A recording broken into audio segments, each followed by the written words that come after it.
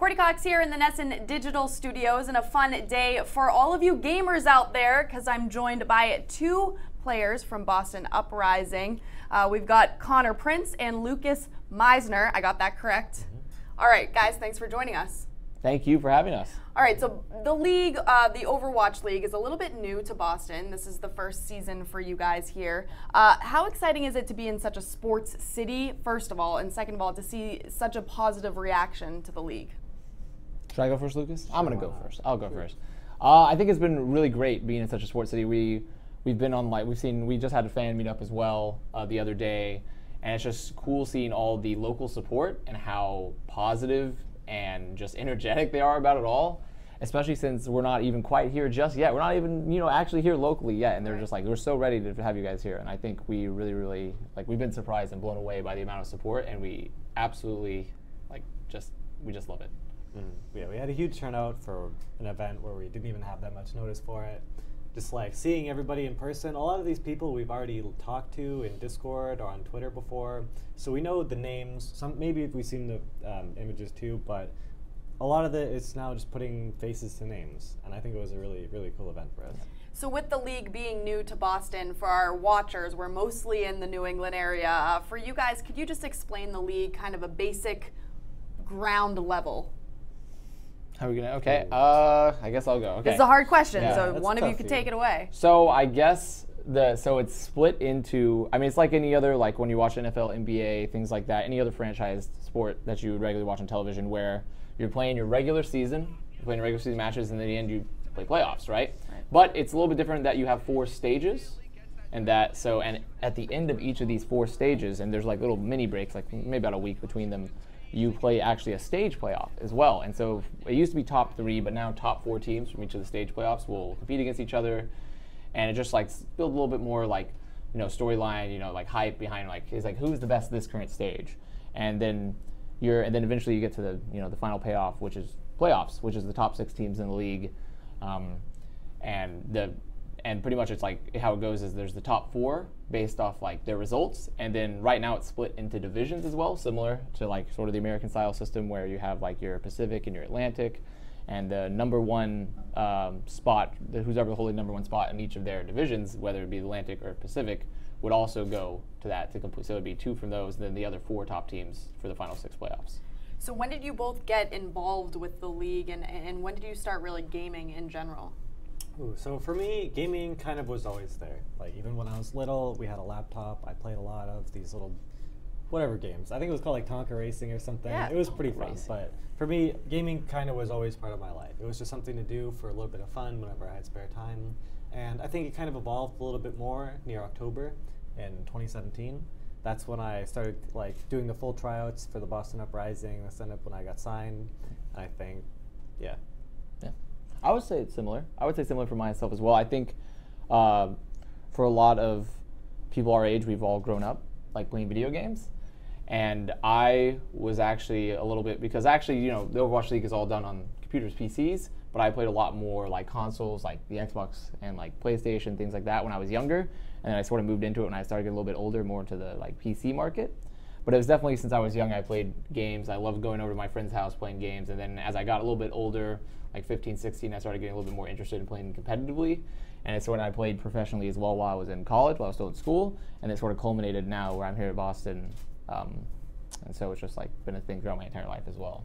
All right, so something that I find interesting, both of your names, Connor and Lucas, but you have other names that you go by as well. Yes. Can you talk about what those names are, where they came from? How did you pick that? I mean, that's a big choice to pick a different name, if you will.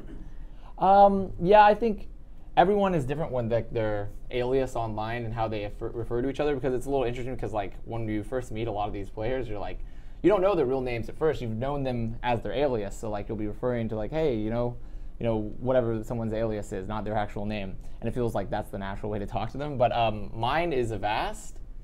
And so it was because when I was young, about 14, 15 is when I really developed it. And I was really into pirates.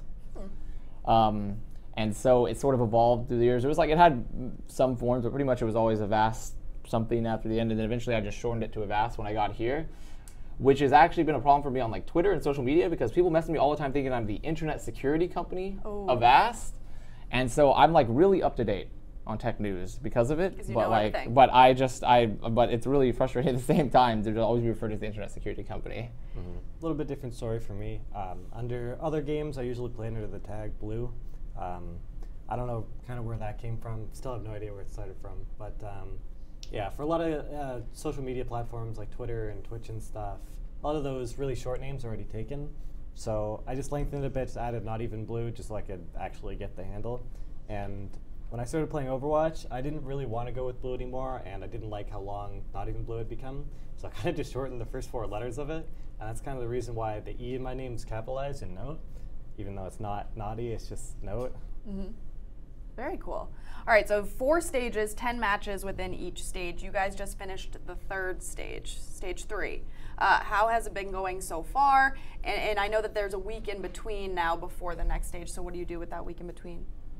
This week? Well, we're taking this week off. Yeah. Awesome. Yeah, Right. We're here for this week, so that's sort of what we're doing. Generally, I would say, well, first of all, how's it going so far? As I think it's gone extremely well, and I think we in particular, a lot of people love like our storyline because a lot of people didn't think that we were necessarily going to do particularly well during the season. Thought we do really yeah, they thought our roster wasn't going to be good because we, thanks to the really good staff on our team, the lovely president of gaming, Chris Loringer, he assembled like a really good squad of people that maybe didn't have a lot of notoriety beforehand, but he built a really, really cohesive squad, sort of like in the model of like the Patriots, you know, it's like teamwork above all type of thing.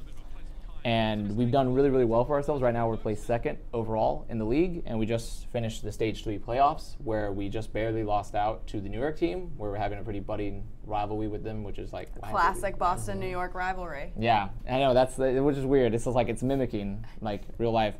And during the stage breaks, generally, you'd say that oftentimes we'll generally get some rest. Yeah, and a few people like to go fly home for a bit to say hello to family. I usually just take it as pure rest, play some games on the side, but mostly just try to catch up on all the energy I was wasted.